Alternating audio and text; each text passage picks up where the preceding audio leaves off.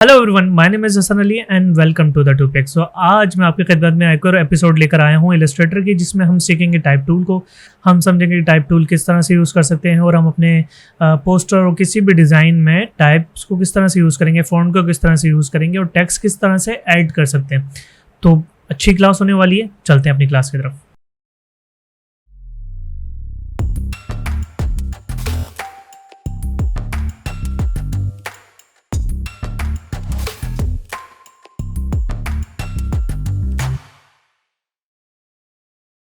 तो आप जैसे लेफ्ट साइड पे देख रहे होंगे कि हमारे पास टाइप टूल का एक ऑप्शन होता है टी, जिस पे लिखा हुआ होता है, इसकी शॉर्टकट होती है टी।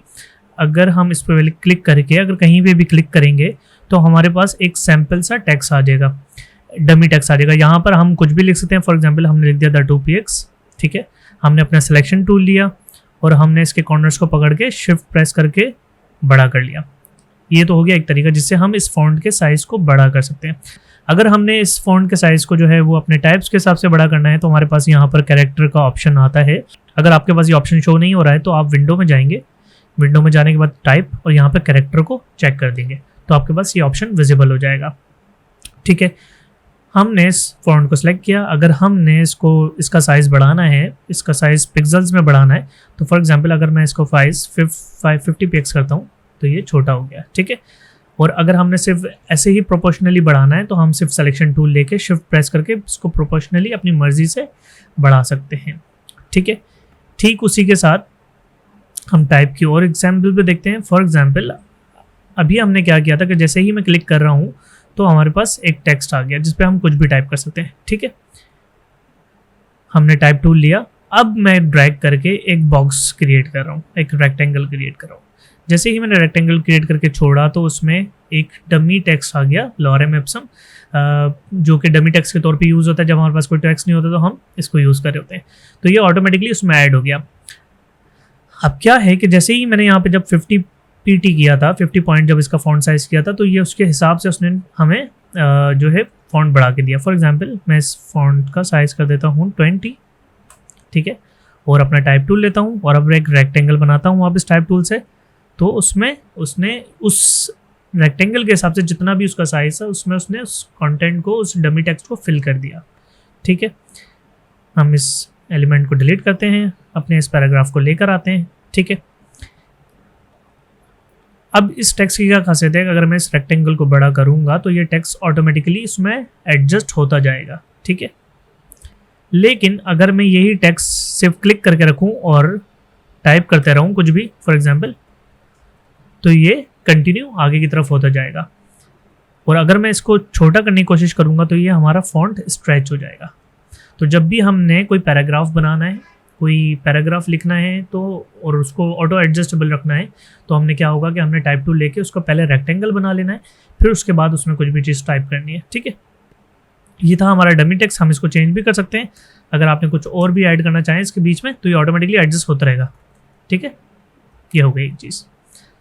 अब अगर आपने गौर किया हो, जैसे ही मैंने इसमें एक्स्ट्रा टेक्स्ट ऐड किया तो यहाँ पर एक रेड कलर का आइकन अपीयर हो गया, जो कि बता रहा है कि इस बॉक्स के आगे भी टेक्स्ट है। हम इस बॉक्स को एक्सपेंड कर सकते हैं यहाँ पर, ठीक है, ठीक है। तो हमारा टेक्स्ट वो आ गया और वो जो रेड वाला आइकन था वो गायब हो गया। हम इसको वापस कोलैप्स करते हैं, छोटा करते हैं, ठीक है। तो क्या हुआ कि हमारा बाकी का टेक्स्ट उस प्लस पॉइंट बता रहा है कि आपका बाकी का रिमेनिंग जो टेक्स्ट है उस रेक्टेंगल के अंदर है। तो हमने अगर उसको दूसरे लाइन में पैराग्राफ को ब्रेक करना है तो हम जस्ट इस पे क्लिक करेंगे प्लस पे और कहीं पे भी लाके रेक्टेंगल बना देंगे। तो क्या होगा कि ये दोनों पैराग्राफ आपस में लिंक हो गए, ठीक है। फॉर एग्जांपल अगर मैं यहाँ पर जाके इसमें एंटर प्रेस करता हूँ तो ऑटोमेटिकली आप देख रहे होंगे राइट साइड वाले पे भी उसका इम्पैक्ट पड़ रहा है, ठीक है। मैं यहाँ पर कुछ भी टाइप करूँगा वो ऑटो एडजस्ट होता रहेगा, या कोई भी चीज़ रिमूव करूँगा वो ऑटो एडजस्ट हो जाएगा, ठीक है। अगेन हम इस रेक्टेंगल को भी ऑटो एडजस्ट कर सकते हैं अपनी मर्जी से। जो भी टेक्स्ट होगा हमारी बाउंड्री में होगा। तो क्या था कि दो किस्म के टेक्स्ट हो गए। अगर हमने कोई पैराग्राफ बनाना है, किसी भी टेक्स्ट को बाउंड्री में रखना है, तो हमने टेक्स्ट टूल लेके उसको रेक्टेंगल बना के उसमें लिखना है, जो भी है हम लिखना शुरू करेंगे। लेकिन अगर हमारा टेक्स्ट रेक्टेंगल में आप नहीं चाहते, बाउंड्री में नहीं चाहते, तो हम उसको जस्ट क्लिक करेंगे और कुछ भी टाइप कर लेंगे, ठीक है। डमी टेक्स्ट कुछ भी, ये हमने कुछ भी टाइप कर लिया। अगेन अगर इसका साइज़ बढ़ाना है तो शिफ्ट प्रेस करके मैं साइज़ बढ़ा सकता हूँ, वरना यहाँ से कोई भी वैल्यू दूंगा वो साइज़ बढ़ जाएगा। ठीक हो गया, हमने इसको ऊपर रखा। अब अगर हमने किसी भी पैराग्राफ की लाइन हाइट बढ़ानी है, जो उनके 2 लाइन्स है उनके जो बीच में स्पेस है वो बढ़ाना है, तो हम लाइन हाइट भी बढ़ा सकते हैं। हम अगर राइट साइड पे देखें हमारे पास ऑप्शन आ रहा है जहाँ पर ये डबल ए बना हुआ है और उसके बीच में एरो है, तो वो बता रहा है कि आप इसकी लाइन हाइट भी बढ़ा सकते हैं टेक्स्ट की। ठीक है, अगर आपने कोई भी टेक्स्ट की लाइन हाइट बढ़ानी हो तो आप उस टेक्स्ट को सिलेक्ट करेंगे और यहाँ से उसकी लाइन हाइट बढ़ा लेंगे। अगर आपने डॉट पे क्लिक करना है, एरो पे क्लिक करना है, तो आप ऐसे भी बढ़ा सकते हैं, और अगर कोई वैल्यू देनी है तो आप इसकी वैल्यू भी दे सकते हैं। ठीक हो गया, तो क्या होगा कि जो भी टेक्स्ट की स्पेसिंग होगी, जो भी लाइन हाइट होगी, वो इंक्रीज हो जाएगी। ठीक हो गया।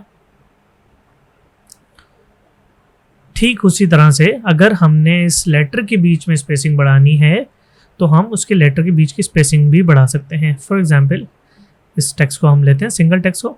अब इसके बीच की मुझे स्पेसिंग बढ़ानी है तो मैं क्या करूँगा, अगर मैं शिफ्ट प्रेस करके एरो अप और एरो डाउन करूँगा तो 10 के हिसाब से उसकी वैल्यू बढ़ेगी। देख रहे हैं आप, टेक्स्ट के बीच में स्पेस क्रिएट हो रहा है।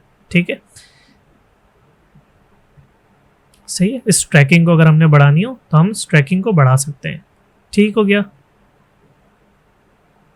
अभी हम बेसिक टाइप को समझ रहे हैं। ठीक है, उसी तरह से नीचे आपके पास ऑप्शंस भी आ रहे होंगे। अगर आपने टेक्स्ट को कैपिटल करना है तो आपने ऑल कैप्स भी कर सकते हैं, और अगर आपने स्मॉल कैप्स करना है तो स्मॉल कैप्स भी कर सकते हैं। ये सारे ऑप्शन हैं। अंडरलाइन करना है, क्रॉस करना है। ठीक है, और अगर आपने सुपर स्क्रिप्ट लिखना है, फॉर एग्जांपल कोई भी एक टेक्स्ट होता है जिसमें सुपर स्क्रिप्ट क्या होता है कि फॉर एग्जांपल मैंने लिखा $100। ठीक है, डॉलर को अगर मैंने सुपर स्क्रिप्ट करना है तो उस टेक्स्ट को सिलेक्ट किया और सिर्फ क्लिक किया तो वो सुपर स्क्रिप्ट हो गया, जो छोटा सा एक वैल्यू बनी हुई आती है। और अगर मैंने इसको नीचे वाले ऑप्शन को सिलेक्ट करना है सब स्क्रिप्ट को, तो मैं इसको सब स्क्रिप्ट भी कर सकता हूँ। ठीक हो गया, तो अगर हमने किसी भी स्पेसिफिक टेक्स्ट को लाइट या बोल्ड करना है तो हम लाइट एंड बोल्ड भी कर सकते हैं। सिर्फ स्पेसिफिक को सेलेक्ट टूल लिया हमने, टाइप टूल लिया, उससे टेक्स्ट को सिलेक्ट किया और यहाँ से हमने इसमें जो भी फॉन्ट सेलेक्ट करना है, फॉर एग्जांपल मैंने ये टेक्स्ट सेलेक्ट किया तो ये इस तरह से टेक्स्ट चेंज भी कर सकते हैं। तो अगर हमने अपने पैराग्राफ का भी टेक्स्ट चेंज करना है तो सबसे ऊपर ही हमारे सिलेक्शन के बाद यहाँ पे फॉन्ट नेम आ रहा होता है। अगर आपने एरो पे क्लिक करेंगे जो भी आपके पास फॉन्ट इंस्टॉल होंगे वो आपके पास यहाँ पे अवेलेबल हो जाएंगे। और अगर आपने कोई अपनी मर्जी का कोई भी फॉन्ट सेलेक्ट करना है तो आप इस तरह से उसको सेलेक्ट भी कर सकते हैं। और अगर आपको याद है उसका नाम तो आप उसके नाम को भी सिलेक्ट करके डायरेक्ट लिंक कर सकते हैं। ठीक है, ठीक हो गया।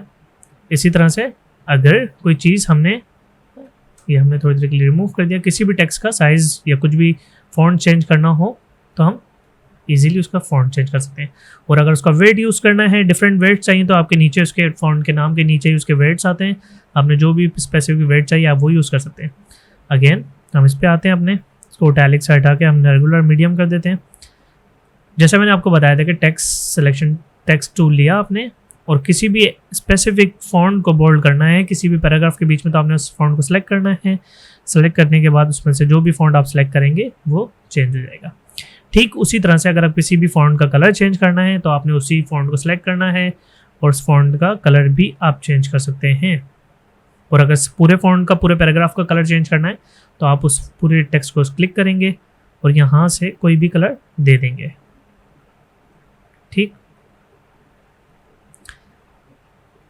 ठीक हो गया।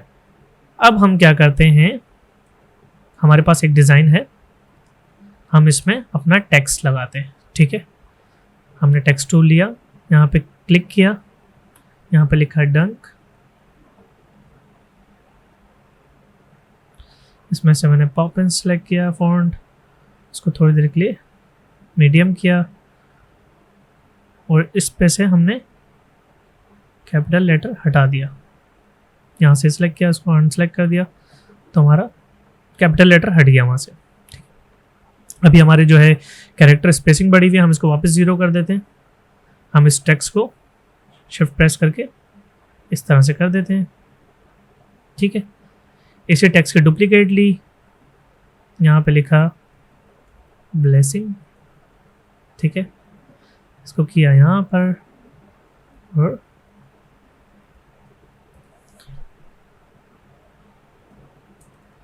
जो भी आपने टाइप करना है आप यहाँ पे टाइप करेंगे। और मैंने इस टेक्स्ट को कर दिया छोटा थोड़ा सा, ठीक है। सारे फॉन्ट को सिलेक्ट किया, कलर चेंज करना था मैंने, कलर मैंने इजीली चेंज कर लिया, ठीक है। मैंने इन सब टेक्स्ट को एक साथ सिलेक्ट किया और एक साथ छोटा करना था तो शिफ्ट प्रेस करके मैंने इनको छोटा कर दिया, ठीक है। मैं चाह रहा हूँ कि ऊपर वाला फॉन्ट मेरा जो है वो मीडियम की जगह थोड़ा थिन हो जाए, ठीक है, और नीचे वाला फॉन्ट मेरा थोड़ा बोल्ड हो जाए।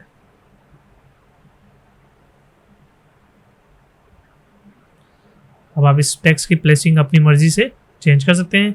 और अगर आप चाहते हैं कि ये सेंटर अलाइन हो, आपने सबको सिलेक्ट करना है और यहाँ से इसको सेंटर अलाइन कर देना है। सेंटर अलाइन करने के बाद आप अपने अलाइन टूल में जाएंगे और यहाँ से सेंटर वाले चीज़ पे क्लिक कर देंगे, ठीक है। हम इसको यहाँ पर अपने टूल्स में लगा देते हैं, ठीक है। सबको सिलेक्ट किया, सेंटर में लेकर आ गए, ठीक हो गया। उसी तरह से अगर हमने यहाँ पर कोई बॉडी कॉपी लिखनी है, जो पैराग्राफ जैसे मैंने बताया था, कोई भी डमी पैराग्राफ, तो मैंने यहाँ से सिलेक्ट किया टाइप टूल और यहाँ पे मैंने ड्रैग करके अपना बना दिया। अब क्या हुआ कि मेरा फॉन्ट ऑलरेडी बहुत बड़ा था, जिसकी वजह से उसने सिर्फ डमी टेक्स्ट के 2 वर्ड्स ही लिखे उस बॉक्स के हिसाब से। मैंने इस बॉक्स को डिलीट किया, यहाँ पर मैंने अपना पॉइंट साइज़ छोटा किया, 16 किया और अपना टाइप टूल लिया और टाइप टूल से वापस ड्रैग करके एक रेक्टेंगल बनाया, ठीक है। वो उसने उसकी लाइन हाइट के हिसाब से बना दिया, ठीक हो गया। लाइन हाइट मैं इसकी ऑटो कर देता हूँ तो ऑटोमेटिकली एडजस्ट हो जाएगी जो भी हमारा फॉन्ट का साइज़ होगा। हमने इसको लेफ्ट अलाइन किया, इसका कलर चेंज किया वाइट,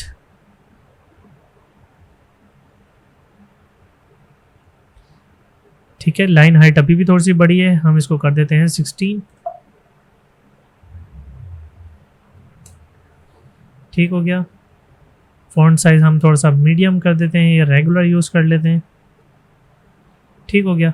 फॉर एग्जांपल अभी वापस मैंने इस पैराग्राफ की डुप्लीकेट ली और यहीं पे पेस्ट कर दी ताकि वो उसके अंदर एक बॉक्स हो जाए, ताकि हम दूसरे बॉक्स को लिंक कर सकें। हमने यहाँ पे क्लिक किया और बॉक्स यहाँ पे बना दिया,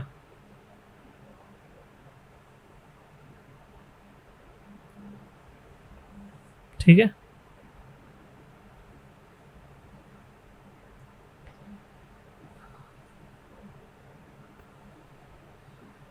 ठीक है, ये लिंक हुआ है।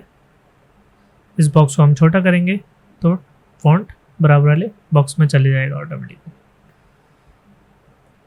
तो ठीक उसी तरह से अगर हमने बॉक्स को एडजस्ट करना है, दोनों बॉक्सेस को सिलेक्ट किया और यहाँ से अलाइन टूल में गए और हमने टॉप अलाइन कर दिया, तो ये टॉप अलाइन हो गया, ठीक है, ठीक हो गया। इसी तरह से अगर हमने कोई भी टेक्स्ट प्लेस करना है किसी भी अपने बैनर में या किसी भी डिज़ाइन में, तो हम इजीली इसको समझ सकते हैं, ठीक है। यहाँ की बहुत सारी प्रॉपर्टीज़ हैं, आप इसको ट्राई करें, ठीक है। इसके बारे में मैं आपको और बताता हूँ। अगर वर्टिकल स्पेसेस बढ़ाने फॉर एग्जांपल, ठीक हो गया, इसको हम वापस ब्लैक कर देते हैं। अगर मुझे इस फॉन्ट को स्ट्रेच करना है या बढ़ाना है, अगर मैं इस फॉन्ट को इस तरह से खींचूंगा तो ये हमारा फॉन्ट ख़राब हो जाएगा, स्ट्रेच हो जाएगा। या तो हम हमेशा जब भी इस फॉन्ट को बढ़ाएंगे तो या तो हम शिफ्ट प्रेस करके इस टेक्स्ट को स्केल करेंगे या फिर हमारी वैल्यूज़ जो यहाँ पर हैं हम उससे बढ़ाएंगे, ठीक है। उसी तरह से अगर लाइन हाइट आपने बढ़ानी है तो लाइन हाइट बढ़ा देंगे, अभी आपको फ़र्क पता नहीं चलेगा क्योंकि सिंगल लाइन है तो इसमें ऐसे कोई फ़र्क नहीं पड़ेगा। तीसरी चीज़ पे हम आते हैं, हमारा है वर्टिकल स्केल। वर्टिकल स्केल हमारा 100% होना चाहिए, क्योंकि अगर हमारा वर्टिकल स्केल 100% नहीं होगा तो ये इस टेक्स्ट को ख़राब कर देगा। फॉर एग्जांपल मैं इस टेक्स्ट को वर्टिकल स्पेस बढ़ाता हूँ तो वही सेम चीज़ हो रही है जो अभी हम अपने टेक्स्ट को स्ट्रेच करके कर रहे थे, ठीक है। हमने से ये हटा दिया अभी इसकी चीज़ों को, इसको मैंने वापस 100% कर दिया, ठीक हो गया। उसी तरह से पहले वर्टिकल स्केल था, अब हमारे पास हॉरिजॉन्टल स्केल है। अगर मैं इसको हॉरिजॉन्टल स्केल बढ़ाऊंगा तो हमारा टेक्स्ट स्ट्रेच हो जाएगा, जो कि हमने नहीं करना है। हमने कोशिश करनी है कि जब भी हम टेक्स्ट अपना बढ़ाएं तो हम स्केल करके 100% रहे हमारा, और फिर हम उसको स्केल अप स्केल डाउन करें, जो भी हमने करना है शिफ्ट प्रेस करके, या फिर हमारे इस ऑप्शन से हमने इसको यूज़ करना है, ठीक है।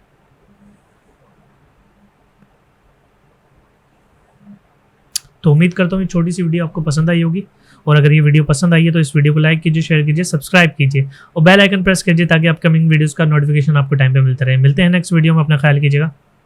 खुदा हाफिज़।